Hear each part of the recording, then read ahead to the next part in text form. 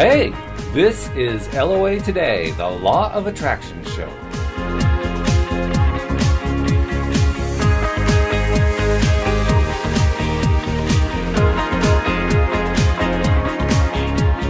Welcome to LOA Today. My name is Walt Thiessen. Today is Tuesday, December 16, 2012. And with me today is Joel Elston. He's a peer counselor at the Williamsville Wellness Center just north of Richmond, Virginia, as well as its operations director. He is completing his BS in Holistic Nutritional Health from Clayton College Natural Health in Alabama. The Williamsville Wellness Center includes concepts like the law of attraction in their approach to treating addiction, which is why we decided to invite Joel to discuss Williamsville Wellness with us today. So, Joel, welcome to the program. Well, thank you very much. It's great to be here. So let's go right to it. I have never heard of a wellness program that uses the law of attraction. Doesn't mean they don't exist, just means I have very limited exposure. But this is interesting. It's intriguing. How does all that work in? How did it come about? Well, when we were opening, our founder, Bob Cabanis, is a compulsive gambler and a recovering alcoholic. And when he went to treatment himself, he was baffled at the lack of success of some of the treatment centers that he was seeing, and he sort of dissected that concept. He wanted to come up with a wellness center that would address things maybe in a little different way than just the traditional 12-step method. You know, millions of people have found incredible recovery with the 12-step method, but there's always been that population base that did not seem to be able to get it, and they often feel that the program is a negative.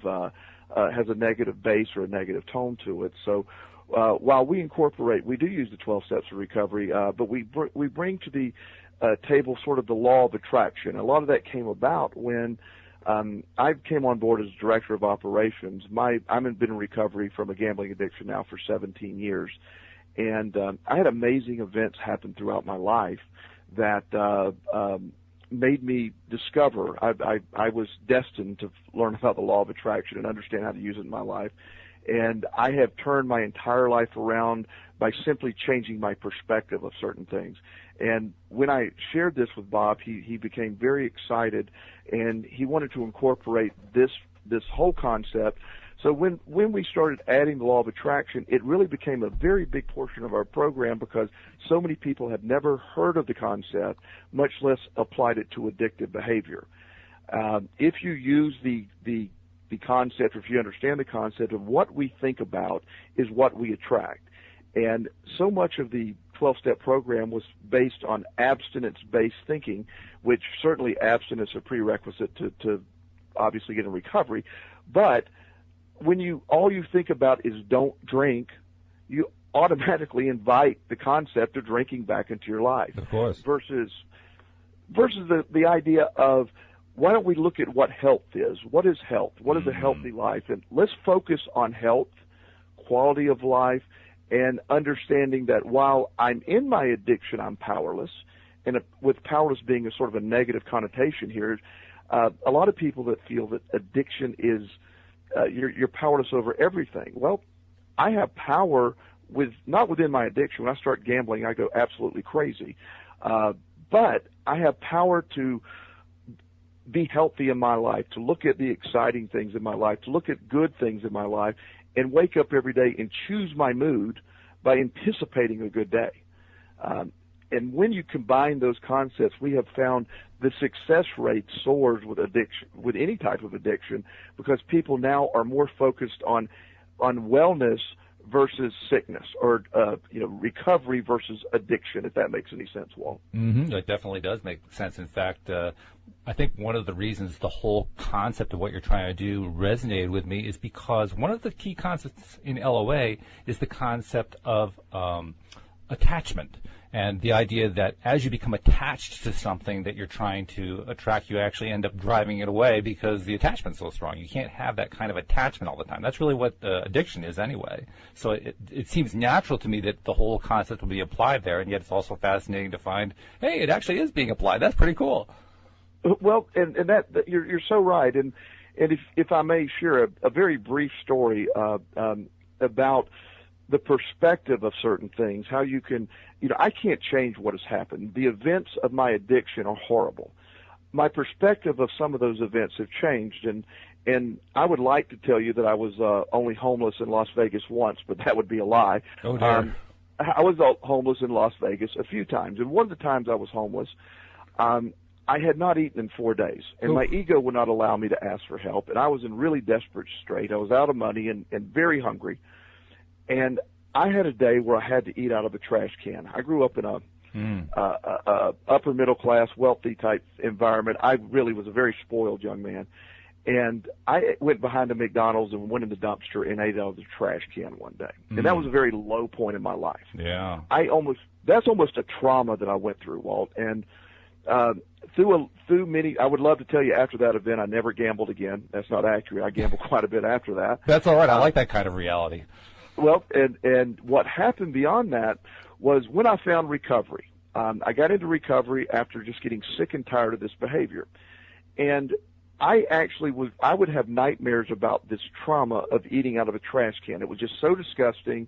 And no matter when I would get emotional or I'd bring something back, I would remember that. And believe it or not, that would create, you would think that would make me not want to gamble, but that would actually create an urge for me to gamble. So I viewed that as a severe trauma.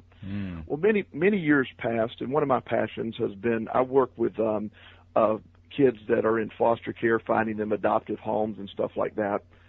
So making a long story short, I eventually became a foster parent to a young man who had been horribly abused as a child. I mean, just unspeakable acts. Wow. And I knew how damaged he was, and I was approached by foster care in South Carolina to become a what they call a therapeutic foster parent for this child. And this was his last stop before the state hospital. So with some help of some incredible people in my life, this young man went from being an 11-year-old who could not even read and weighed 62 pounds to a young man in 3 months that weighed 85 pounds and could read on grade level. That was just an amazing event. His behavior totally turned around. Wow. Well, the psychologist that was working with him said this is an amazing turn, but he is yet to talk about his history or his past. Mm-hmm. And if you could help do that, then we could facilitate an emotional recovery. So his name is TJ, this young man. And I sat him down one Saturday and I said, TJ, we need to talk about the past. And he started crying, so I'm not discussing that at all. And I won't use his exact language because it was pretty blunt, but he asked me he in a real fit of rage, he pounded the table, crying profusely, and he looked at me and he goes, how would you know what it's like to eat out of a trash can? Well, Walt, to be honest with you, my perspective of that day changed completely. Because I've eaten out of a trash can, I was able to relate to this kid. Mm-hmm. I shared that with him. By the way, I adopted that young man. He's a grown man. He's in college right now. Oh, that's great. And so while the event of the past never changed, the law of attraction taught me to change my perspective of these events, if that makes any sense to you. Oh, it does. In fact, what you just described is an attracting situation. You went through, because a law of attraction can work either way. It can be both positives and negatives. And you went through a negative experience that brought you somebody else who had gone through a similar negative experience, which you managed to turn from lemons into lemonade. That's really an excellent and outstanding application of LOA. Well, and that's where I really started to have an understanding of how my life, the 5 worst days of my life, Walt, and that was one of them, by the way, all turned out to be the most liberating or life-changing events that I could imagine. I now view what I used to think as my 5 worst days as my 5 greatest liberating days. And we've worked with people, we have had great success with people who have had a lot of childhood traumas that are able to change their perspective of the traumas. And doesn't make the traumas any better. I would never, ever say that a trauma is a good thing. No. It's what we can do from them. And so instead of this post-traumatic stress syndrome, I've seen people find recovery with the law of attraction by changing the event, by changing perspective. And I know that's a very deep concept for a lot of people, but I have I've just seen amazing results. And so when you apply it to the addictive quality, if you honestly believe addiction, which I do, has underlying causes, you can most times apply the law of attraction to those underlying causes, change your perspective, and then turn, sort of whatever bricks life throws at me, I'm going to take and build a house with them. And that's what the law of attraction brings. And the more I've implemented in my life, the more successful in every area of my life I become. And when I find myself, and I don't do it as much, when I get into the negative situations, I always immediately try to force my way of thinking back to the positive. And if I teach my patients that, I have constant emails and Facebook updates of people that are applying this technique that are finding long-term sustained recovery by implementing the concepts of the 12 steps, but not focusing on the negative. It isn't that I don't get to gamble any longer, Walt. I no longer have to gamble. And that's a totally different way of looking at it. And there are purists in the 12-step would say that's an irrelevant, distinct, delineation. But I disagree with that. The fact that I absolutely believe me not gambling is a choice that I no longer have to take anymore. And I agree with you. I would disagree with them. I'm not sure where that comes from. In fact, my wife's a former psychotherapist. I'd want to ask her about it, too, to see what she could tell me. But I agree with you. I can't really fathom the idea that that's not an important point. Well, and it's human nature. And I probably think in all humans, I certainly can speak for most males that I know. So I've yet to figure out the female side on a lot of things. But most males I know have, the moment you tell me I can't do something, I want to do it so incredibly bad. It's a natural, I think that's a natural rebellion in all humans on some level. But when I can adjust my thinking patterns to, wait, I no longer have to do this, that changes everything. I don't have that rebellion going on against it. And I truthfully can tell you, I have not had an urge to gamble in over 10 years.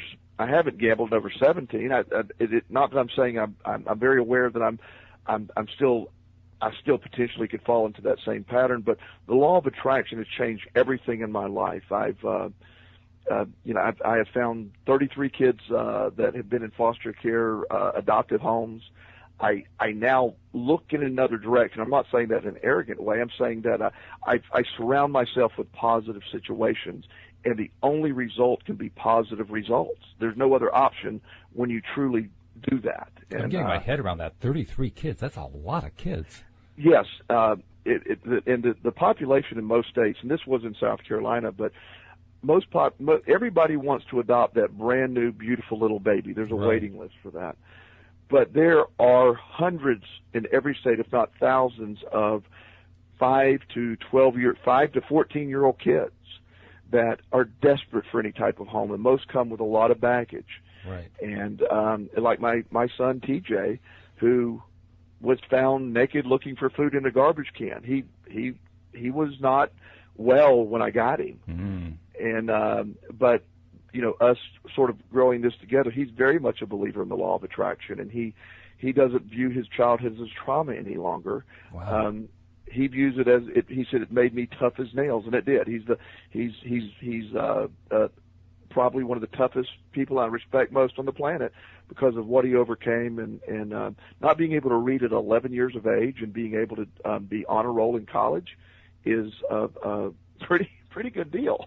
It is a very good deal. I have to admit I'm not totally surprised by that one fact, because I know through an alternative school that my wife and I helped to open in Connecticut that is actually the normal behavior, that it's quite reasonable for kids, regardless of their background, to not be able to read at age 11 and be able to read at age 12 just because they found a reason to do so. But to also have gone through all the other stuff and have managed through the help of people like you to come out on the other side, not only to come out but also to come out with a positive attitude, that's the part that's really impressive, because that's much rarer.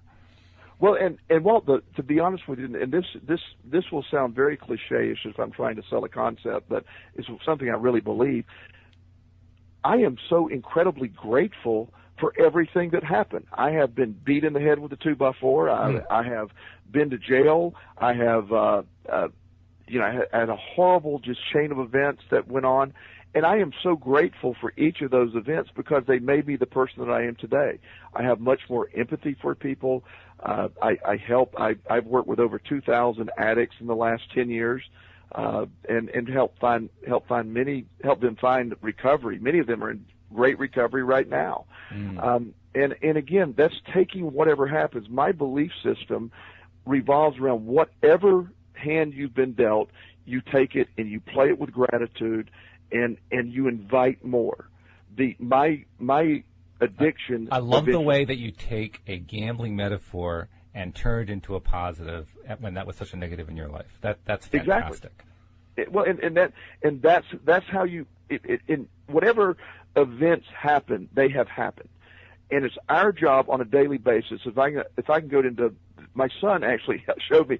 I have another son I adopted who was 8 years old when I adopted him. And he's 16 now and doing well. But we lived in a gated community in South Carolina. And right after I adopted the boys, I had, it was a real stressful time. And long story on how I ended up with two, but I started to adopt one and ended up with two. And, so I was I had to get to two different schools in about 7 minutes, and I was really running late. So I go to the back gate, and I can only describe it. I normally give visuals with this, but the back gate does not have a guard. It just works automatically. Well, the back gate was down. I couldn't get it to work, so I had to buzz the guard and had to wait like 5 minutes for him to get there. About a quarter mile up the road is the stoplight to the main highway, which we would take a left on to get to school. So I knew, and it took forever in that light. So as the guard came, and I was real abrupt with the guard, and he goes, "I'm sorry you had to wait, sir." And I'm like, "Whatever." And sort of, not practicing the law of attraction at all that day. Well, you were, just not the kind you had in mind. Yeah, exactly, the reverse side. And so as I pulled out, the light was green, and I knew it was going to turn yellow before we get there. There was no shot. But while it was green, a semi-tractor flew through the light at about 60 miles an hour. Oh, boy. My son, who I wasn't in the mindset to see this, but my 8-year-old said, "Dad, if we wouldn't have been stopped by that gate, we would have been hit by that truck." Right. And immediately I'm like, "Oh my gosh, why do I keep doing this? Why do I keep following into negative thought patterns when things I don't think?" Thank goodness I got stopped by that gate, because he's exactly right. The timing of it would have more than likely had us right in the intersection, and that, in a sense, the law of attraction, understanding where we go with everything. No matter what happens in the day, we choose to allow it to affect us however we choose to allow it. And it changes. I've had people say, "This information changes my life," not tomorrow, instantly, when you understand how to use it. Louise and I started this radio show in September, on our wedding anniversary, actually. And I started doing interviews in November. So this is a very new show. And yet in the very limited time that we've been doing interviews, that I've been doing most of the interviews, I have been amazed over and over again how when I bring somebody onto the show, they have a message for me that is appropriate for me. And it happens almost every single time so far. And I've only done half a dozen to a dozen interviews, something like that. Here it is again. Somebody coming to me, talking about all these absolutely miserable things that have happened to him and saying they're the best thing that could possibly have happened, and I am so grateful for them. Now, I and anybody else who has ever studied law of attraction and read all the books and so forth have heard this over and over again. Learn to express appreciation for them, even though these were negative events. But to actually talk to somebody who not only does it, but who does it with enthusiasm, wow! I can't tell you how impressive that is. Well, I appreciate that. And to me, I tell people all the time, the greatest gift that I ever have received in my life has been the understanding of the law of attraction. The law of attraction, just like you said a little earlier, I believe, was the law of attraction is going to work one way or another. Oh, yeah. It's at work all the time. Gravity's at work all the time. I don't debate with gravity. It just is there. The law, if I did debate with gravity, I would be someplace else. But the law of attraction operates on the same principle. It is going to, it doesn't care if it's negative or positive. It's making no distinguishing factor. Gravity is really good because it keeps us on the earth. It keeps us grounded. Now, if you're on a 100-story building and fall off of it, gravity's not good at that time. It's your perspective of it at the time. Gravity just is. The law of attraction just is. And once you tune into the book The Secret, I think, pretty commercialized, but it's a lot of the good stuff in that. But even when you go back to the older stuff, Think and Grow Rich by Napoleon Hill, a lot of this stuff was simply about understanding the mindset of success and happiness. And you can instantly, not 6 weeks from now, I help people instantly change their perspective. And once you change your perspective, that sets off, I'm doing some research right now with a couple of people on positive psychology, which is sort of the science of the law of attraction in a sense. And it is really, the brain chemicals actually change when you change your perspective. Depression can be defeated. I know that's a controversial subject for many people, and I'm certainly not ever advocating people get off any medication or any of that, but for a lot of people, they have found an ability to control their depression using the law of attraction, using the concepts of it, because traumas and depression are often simply an attitude. It's interesting that you mentioned this because in early November, we did one of our earliest interviews with my brother and his girlfriend. His girlfriend is pursuing a degree, a PhD in the biomedical sciences with an emphasis on neurology and neuroscience. And she was talking about exactly the same thing, about the fact that when whatever your mental state, whatever things you're thinking about, whatever you're thinking about, positive or negative, you are creating certain chemical and endorphin and hormonal flows that have direct physical impact on your body within seconds. In fact, she even described, I guess there's a 90-second cycle, so that every 90 seconds your entire physiology changes based on what you've been thinking about for the last 90 seconds. Very interesting that here you are coming and saying virtually the same kind of thing. Well, and that's where the new stuff is going to come from. That's, for a long time, the law of attraction for a lot of people was viewed as, I've heard it called all kind of names or what have you, but now there's some science being attached to it in the positive psychology side. What the law of attraction is addressing, how it physically changes things, and I have learned for a long time during my addictive behavior. I went to several doctors, and everybody said, "Well, you're really depressed," and I'm like, well, "Yeah, thank you." Was it me wanting to shoot myself, or what was it going to give that away? You win the award for obvious, right? Exactly. Thanks for that. However, when I changed everything in the way I started thinking, I'm no longer on any medication. I tried those for a while. They didn't seem to help. My attitude today, I'm not remotely depressed. In fact, I wouldn't trade places with anybody on the planet.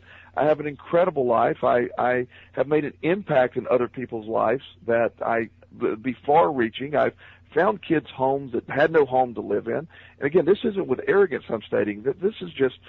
It sounds like excitement to me. Yeah, I'm just excited about having this knowledge. And when we look at, you and I were having a conversation, I think, before the radio show began, about some of the world events going on. Right. And the perception of negativity invites more of this negativity. It does. And we, the economy is simply a state of mind. It's about how we feel about things. And when you are able to realize that there's an abundance to be had, there's no limit, and how to tune into that and get that, then you're without lack. The lack that most people fear is the lack that people invite. It's interesting that you mentioned the economy in particular, because that's actually one of my big interest areas outside of LOA. In fact, it's something I've focused on for quite some time. I wrote a novel about the financial crisis of 2008. I've been a real student of how the monetary and banking system works, and I know all the negatives about it. I can tell you every single one of them. But one of the things that I've been really trying to learn the last year is how to stop focusing on all the negatives and look for where the positives would be. Like, assuming we can think about what kind of changes we could make, what kind of positive results could come out of that, and what are the reasons for being hopeful and for thinking that things can improve and so on and so forth. That's actually been more of a challenge than actually learning how all this stuff works. Well, and when you get into a state of mind, I mean, certainly you're much more versed in the economy probably than I am, but I have a friend that used to build steering wheel columns for Mercedes-Benz in South Carolina. Okay. Well, so when the real estate bubble burst and everybody quit spending money, home prices fell and people quit buying Mercedes-Benz at the rate they were buying them. So he was quickly laid off. He quit spending any money, or he started saving a bunch of money because he didn't have a job now. He couldn't spend any more money. So the stores he frequented and the places he went lost business. They stopped, and it became a chain of events, all because the perspective of everything changed. Well, an economy in a sense is, and I know it's a lot deeper than this on some financial level, but at the end of the day, your perspective of, boy, this is a great Christmas. I want to buy all this extra stuff, or I'm going to do this, or I'm not going to buy as much, sort of sets the whole chain in motion. And I know financially for me, is I actually practice the concept of literally, I would print out a bank statement of mine, and I would add a 1 in front of it or a 0 on the end, and I would actually start thinking that this is how much money I have, and I'm shocked that I have seen in the last 10 years I do very well, but I have several sources of income, and I would be affected by the tax increase on the wealthy. It's just because, and I never thought of it that way, but I've invited more of an abundance, and I give away a lot of money. I just, and it seems like the more I give away, I get more in, and it changes every aspect in relationships. I have much better relationships now because the stuff that I would get involved in, the drama and all that, it's irrelevant now, and so every aspect of my life that I can apply, every aspect of my life that I do apply the law of attraction, and I find growth. If I fall back into old way of thinking, I find myself, I'm getting out of whack here. I'm falling out of the system, so to speak. Mm-hmm. Yeah, I interviewed a guy who's a personal trainer in L.A. named Gary Kobat yesterday, and Gary talks about that as if you're losing connection with yourself. Yes. I do competitive powerlifting. I'm very much into healthy eating and the whole everything. It's a big package for me that, I'm thankful for my food. All the food that I eat, I'm thankful for. I believe that food comes into my body in a good perspective. It's nourishing me. And I mean, and that's taking the law of attraction to the extreme. I have an abundance now, and I'm not saying this in a way that some people say, well, you're going to lose it all because you're bragging, but it's not bragging. It's an abundance that we each possess, and it's not so much a number or a tangible as it's being able to tune into the abundance. And when you get on the frequency of the abundance, you invite it more in. You invite more of it into your life. And just like if you focus on the bad part of your relationship, unfortunately, you're going to get more of the same bad part of the relationship. So it just is a big picture that you're very in tune with, Walt, and the fact that you're doing this radio show, I really think this is the ultimate answer to our country, to the world's problems. Oh, wow. To this. Well, I certainly hope that would be true. I'm not sure if I'm egotistical enough to believe that's going to be the case, but thank you for the vote of confidence anyway. Well, again, if everybody could get into this, maybe not your radio show per se, but the concept of the law of attraction could do it, and this is a piece of us getting there. And it's amazing that not more. I find it difficult that there are so many people that sort of discount this as being because it's amazing to me what it's done in my life, and everybody I know that's instituted in their life. I mean, I've seen people who are bedridden and depressed and 500 pounds that the only change they made in their life was their perspective, and they're up and about now. Yeah, I agree with you. Yeah. And that's amazing to me. It is amazing. It is amazing.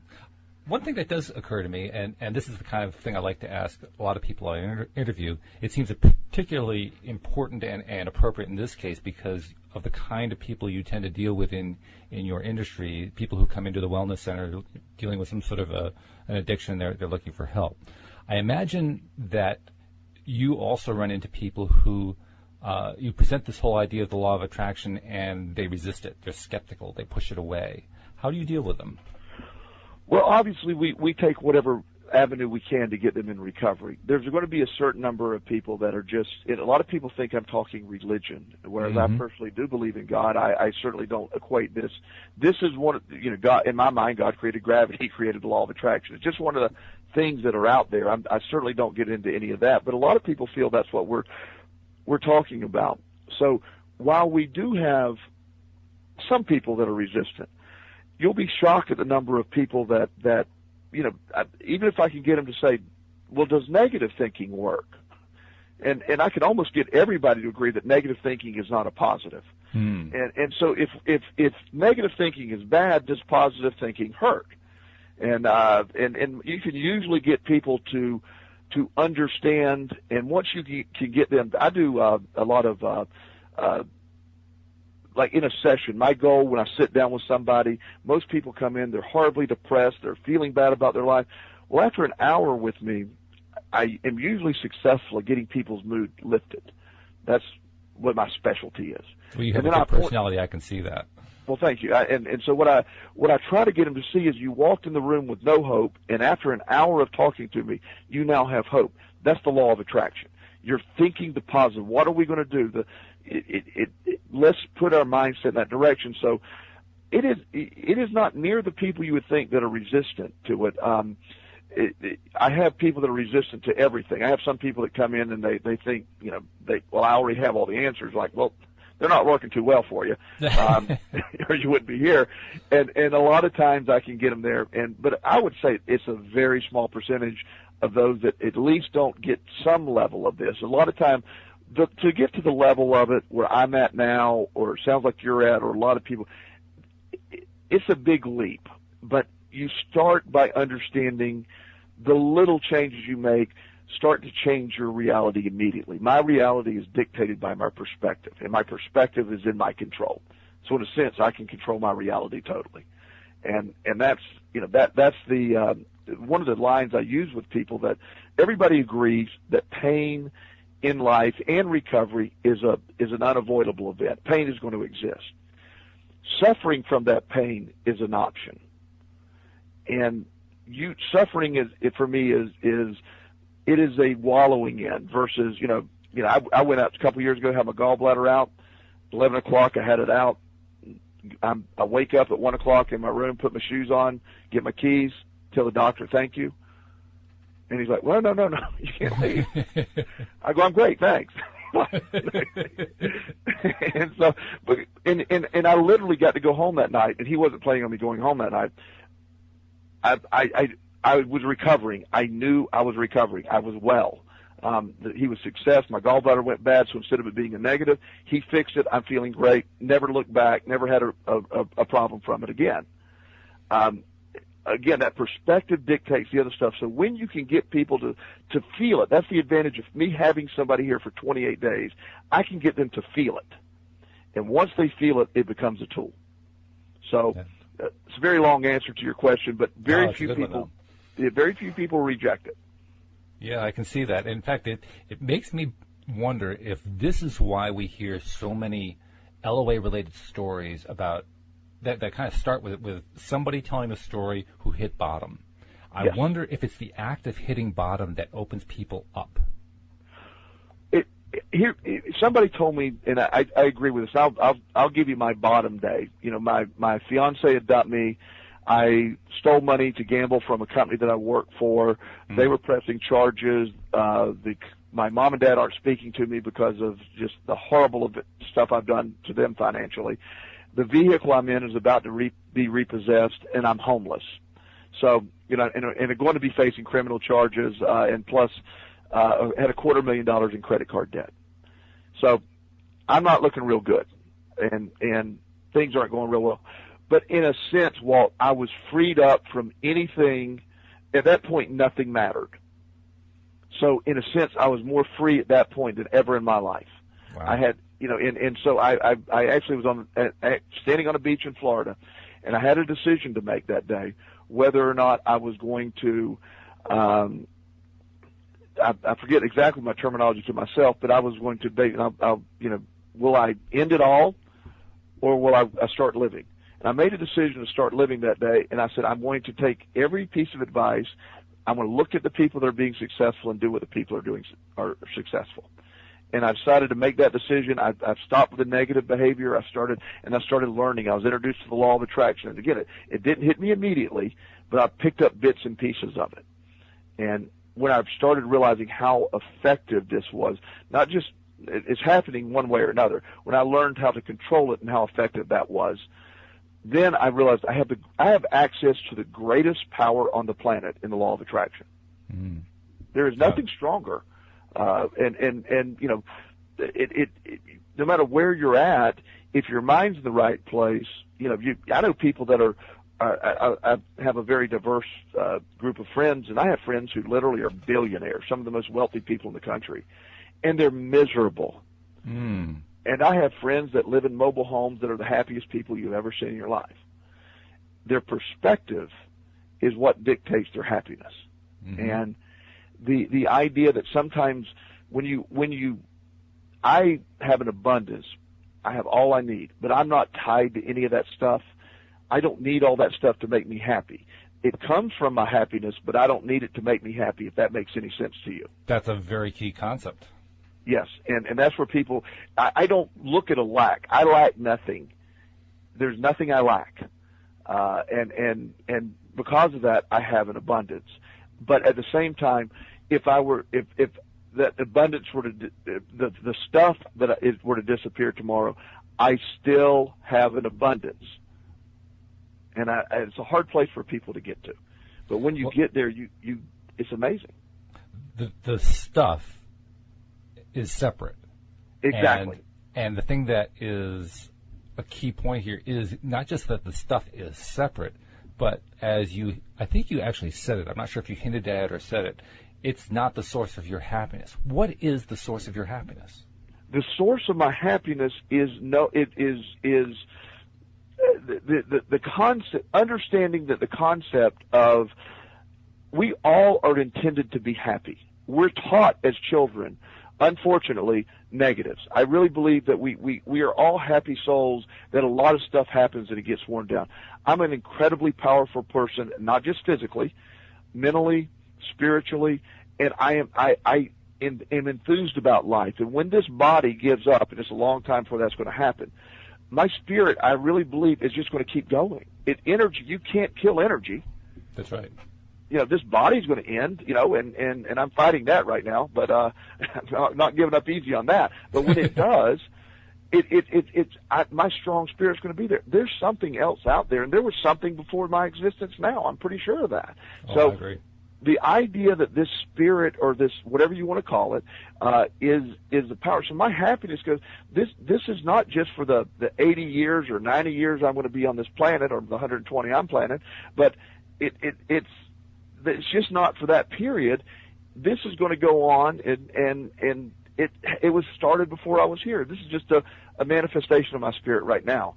And so I'm just excited about what's next.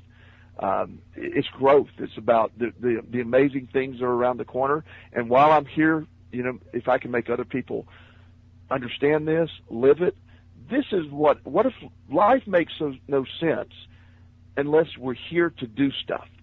There's a mission for everybody. And you know, what better mission it could be to help other people understand this and feel better and get excited and enthusiastic about life. My wife Louise likes to say that we are spiritual beings having a human experience, or perhaps another way to say it, we are beings of light having a human experience, and that seems to be exactly what you're talking about. Exactly my point.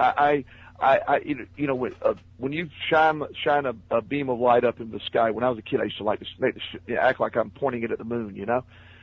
Well, that light, it just goes. There's no stopping it.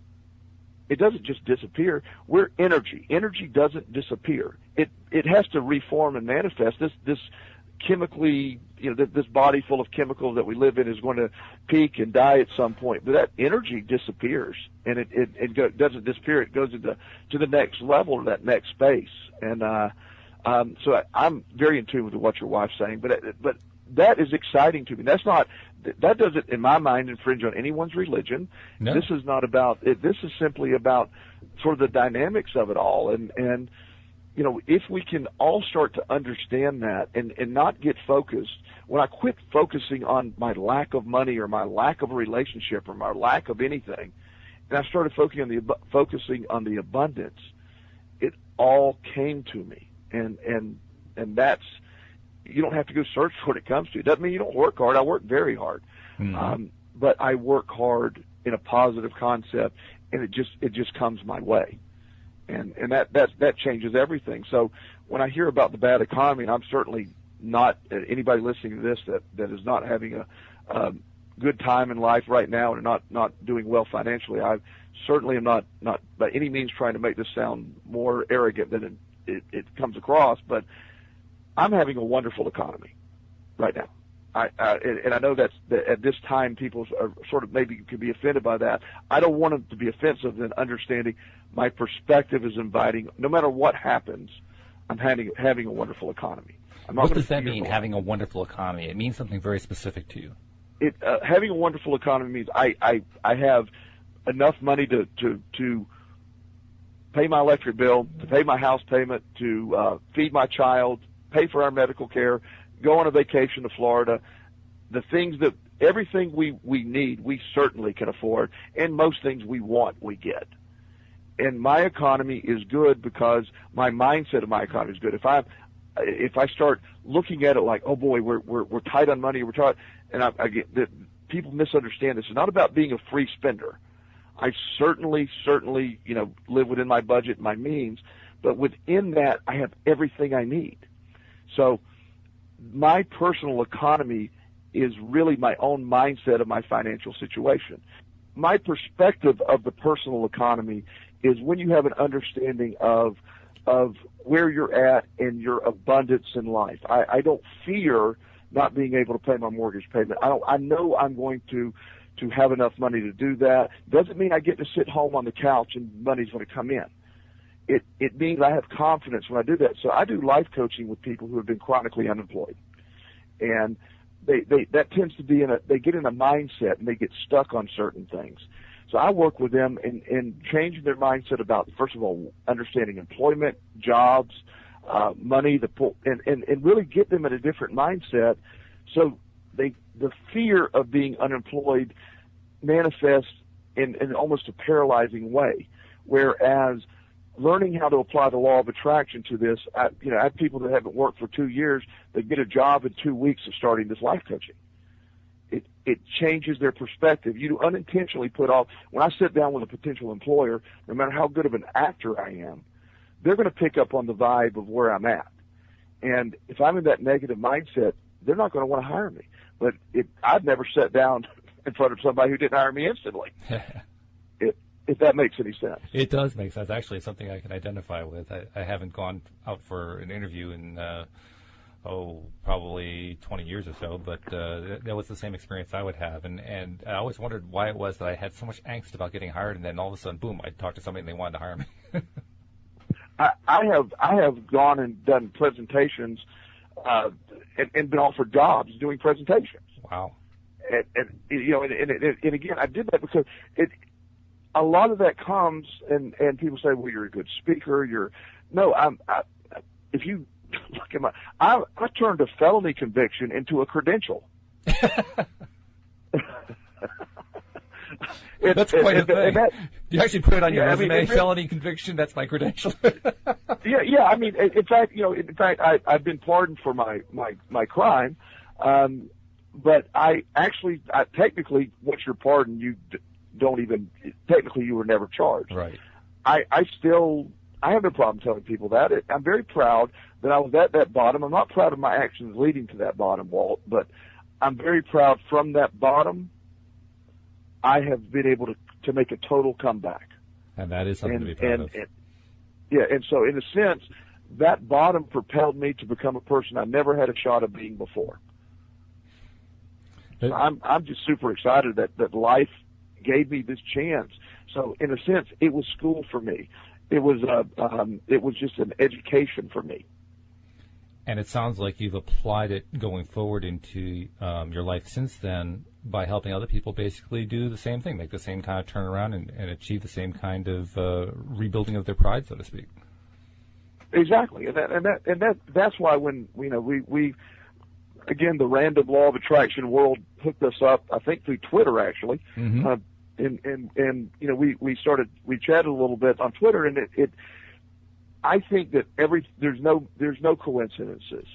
People come across people's paths that for different reasons, you never know, some of them you don't know, but this ability for us to carry this message, and I really, really believe that there's not a person in this country that this knowledge would not help on some level. Mm-hmm. And we would all be a different place if we could, get in this process of looking at it from a different set of eyes. And instead of being so judgmental and stuck in our way of thinking, of understanding, look, let's, quit fighting the same things about what we don't want, and let's get what we do want, and let's work together. And that would change everything. So I think, while we use this concept in addiction treatment, and we're starting to see just amazing recovery results for people that actually apply this. And for people, I've had people that have relapsed 10 times. They've been to Gamblers Anonymous or they've been to Alcoholics Anonymous for years. And this is the piece that they apply that allows them to get into long-term sustained recovery. Because instead of a negative, again, the 12-step program focuses on what you lack or what you can't do, versus I focus on everything you can do, all that's out there. I love that a lot. And one particular reason I love it a lot is that I did learn a long time ago, even though I had not yet really been exposed to the whole concept of the law of attraction. I knew the idea of positive thinking, but that's about as far as I knew about it at that time. And yet I did learn that you can't just get rid of a habit. You have to replace it with another habit. You can't just say, end of habit, nothing else goes on, because that's Absolutely. Not the kind of beings we are. We always want to be doing the next thing, whatever the next thing is. And if we don't give ourselves something good to replace a bad habit with, we'll just go into another bad habit again. It's just, we'll just keep falling into the same pattern. That is so true. And understanding that is the key to just sort of moving forward. Everything that happens can be a learning experience or it can be a traumatic event, and you get to choose which it is. And it is a very difficult concept for so many people because, again, we are raised. I was told that I have great parents, by the way. Please don't. But it's just how we were raised. I was told my limitations. You can't do this, or those are things that you're not good at this, or you're not good at that. And a lot of people say, well, that's helping me. Keep. No, I really. We are taught limitations. We are. I don't think we're limited. Now, I certainly am not going to be able to go dunk a basketball tomorrow. That's not in my genetic makeup. I'm not talking about those type of limitations. But I'm not even really, sure you want to, do you? I have no desire at this point. But I have things I can do that no one else can do. People that can dunk a basketball can't do some of the stuff that I do. So it's not about all that. My limitations, I have to find out what I excel at, what I'm great at. My dad owns an insurance company, and for years, before all my trouble in gambling started, I was working for him. And with great respect to my father and to the business of insurance, there is nothing more boring than sitting behind an insurance desk selling insurance. Well, now, I started gambling. I took money from the company. Eventually, Dad had to fire me from our own business, and we have certainly made up, and I paid back the money, and everything's great in that end.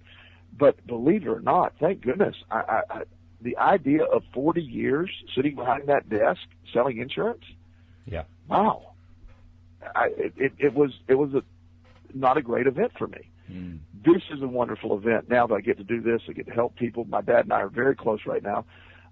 He completely gets it, and it was great for him. It's not great for me, and so that's an understanding that we all have different gifts. Mm. And instead of telling a kid you can't do this, you automatically limit that kid. What is he going to excel at? If a kid has ADD, You don't want to set him up for failure by putting him in a class, teaching him where you have to memorize a whole bunch of numbers and spend an hour.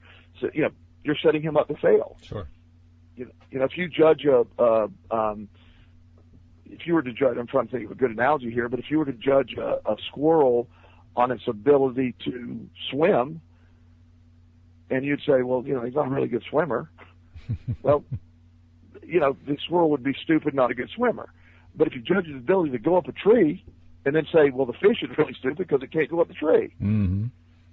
Again, it's about taking with, whatever the universe is giving us, making the most of it, having a positive perspective. This is not a dress rehearsal. This is our life. I can either wallow in what's happened or learn from it and move on and make it a positive. It reminds me of what a sports coach I admired once said many, many years ago. He said, I don't ask any of my players to do things that they can't do. What I ask them to do is to do things that they can do better than they've ever done before. I just had an almost same meeting with my staff. I have everybody here in my business has strengths. And one of the things that I found we were doing unintentionally is we were putting people in positions that did not favor their strengths. So what I had done is we readjust. These are your strengths. I know you can do it. In fact, I want you to do it better than you've ever done it. I'm not going to put you over in this position doing the things that I know that is not your best. Let's focus on your strengths, and I want you to push that bar higher. The law of attraction, years ago when Sir Roger Bannister wrote the 4-Minute Mile, mm-hmm. It had never been done. In fact, there were writings saying that it's humanly impossible to run a mile in 4 minutes. Oh, it was generally accepted truth that it was impossible to do. Yes. When he did it, 19 people did it in the next 3 months. Yeah. Because the mindset allowed that to happen. They're focused on doing it. As I said before, I do powerlifting. I've done this when people get to sticking points on like a bench press. I did this 2 nights ago to a young man. He was stuck on a magic number for powerlifters, just 315 pounds on the bench press. That's the next step was 405 after that. So he could do 305 pounds twice. But when we put 315 on there, he couldn't do it. Mentally, he was blocked on 315. Mm-hmm. So I told him, I said, he was laying on the bench. I said, here, let me put 310 on there. We know you can do 310 once, maybe twice. Let's try it. So he does it. I put the weight on there. He does it. Well, I have him stand up and count. I put 320 on there. He did it twice. Yeah. Did you do that deliberately? I have to ask you. Yes. You did? Okay. I do it all the time. Yeah, and I just say, you lay down and stay on the bench, and I'll just put the weight on there. So when they stand up and count it, they're amazed. Well, he immediately, 3 workouts later, is doing, 340, Mm-hmm. He that mental block is what got him, and he was focused on he could not do it. This is a young man that had not cerebral palsy, had some kind of muscle disorder years ago, and he's in remission from that, and he's doing very well. So he was always told, you will never be able to do these things. Well, he's doing them because those limitations that we impose on ourselves and our kids and our family members are not necessary. And the law of attraction tells us what we attract, we can do. There is nothing impossible. If we can envision it, it can happen. And that's very powerful. That is very, very powerful indeed. Where do you see the development of Williamsville Wellness going in the immediate future? I mean, is it going to continue to be one facility, one location? Are you expanding, or are you thinking of expanding the program in any way, or basically are you just continuing along the same path you've been on? Well, we certainly are going to keep the quality work we're doing at this facility, but we are in talks with some other locations, potentially some universities. There are a lot of people intrigued about this idea, and if you also do some research, as I've mentioned a couple times, on positive psychology, which, again, to me is the science of the law of attraction in a sense, mm-hmm. When you really research that, that's gaining some momentum. That's the hot topic in psychology today. So we actually are talking to a couple of universities right now about setting up facilities at some universities across the country. Wow.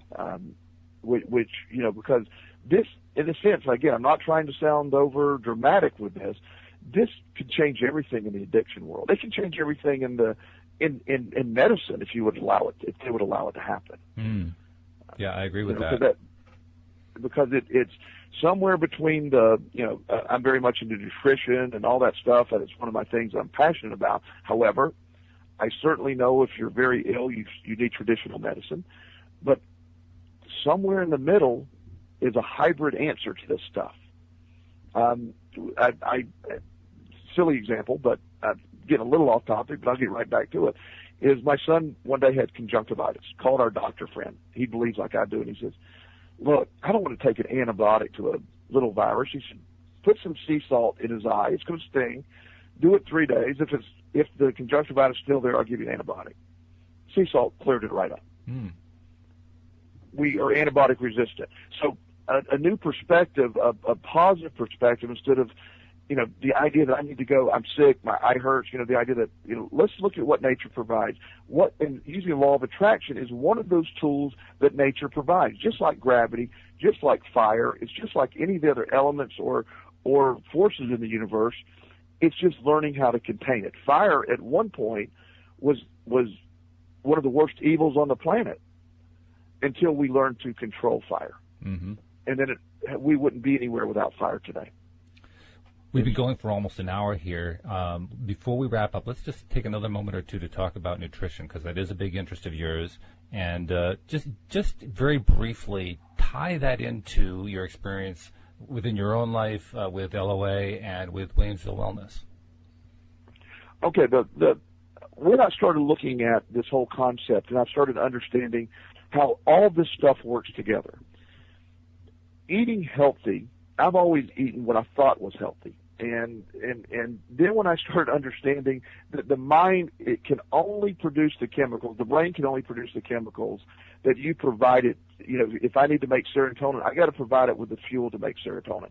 Good, for example, that would be good fish oils. DHA is what the brain uses a lot of to make various chemicals and brain matter. So we're not getting enough DHA. Years ago, when you ate a tomato in 1962, it had X number of milligrams of magnesium, for example. Our soil is depleted today. The same tomato has like 2 grams. So the idea of understanding that it all provides, all that stuff is out there to provide, but when you notice an increase in autism, you notice an increase in this thing almost directly is in correlation to processing foods, for example. So when you get into nutrition, it's about eating healthy to fuel the body, which helps with depression, which helps the brain work properly, which again helps that mindset. So it all plugs in together. And the idea that food is nourishment, it's not a reward, it's not a gift, it's not a substitute for love. Food is nourishment for the body. And when you can get your correct perspective, be thankful for what you have, eat it, it nourishes the body, and it's almost, again, changing the perspective of why we eat. And I'm certainly, I can have a cheesecake with you any day, Walt. I'll eat the whole thing. but the idea that I don't eat a cheesecake every day, it's certainly something to be had. But the concept of nutrition has a direct effect on the mood, a direct effect on our health, and when we're healthy, we're less likely to practice destructive behaviors. If you have no hope in life and you're horribly chronically ill, you tend to get a more destructive type behavior. Where there's a lack of hope, there's a lack of health. That's a particularly poignant message as we're approaching Christmas a week from now, so we'll keep that in mind for that as well. Yes, and I certainly don't want to cut this short. I would love to maybe do some more, but I actually have a patient I got to see at 11. Understandable, and I was about to wrap things up here, so just wanted to give you an opportunity to tell people where they can find out more about the Williamsville Wellness Center. I appreciate that. We have a website at williamsvillewellness.com. We're located in Hanover, Virginia. Our phone number is 804-559-9959. My name again is Joel Elston. I'm the Director of Operations. We even if we can't help you, we refer to people. We'll refer to people in your area. Is my goal one day to be able to have a network of people who think like this around the country we could refer to and get people there. I'm just incredibly excited you're doing what you're doing, Walt. I really appreciate the opportunity to be on your show, and I think you're going to take this somewhere. I'm excited for you and the Law of Attraction. Well, thank you very much. Joel Elston of the Williamsville Wellness Center, their operations director. Thanks for joining us on the program today. We very much appreciate it. We'll see you all next time here on LOA Today. Goodbye, everybody.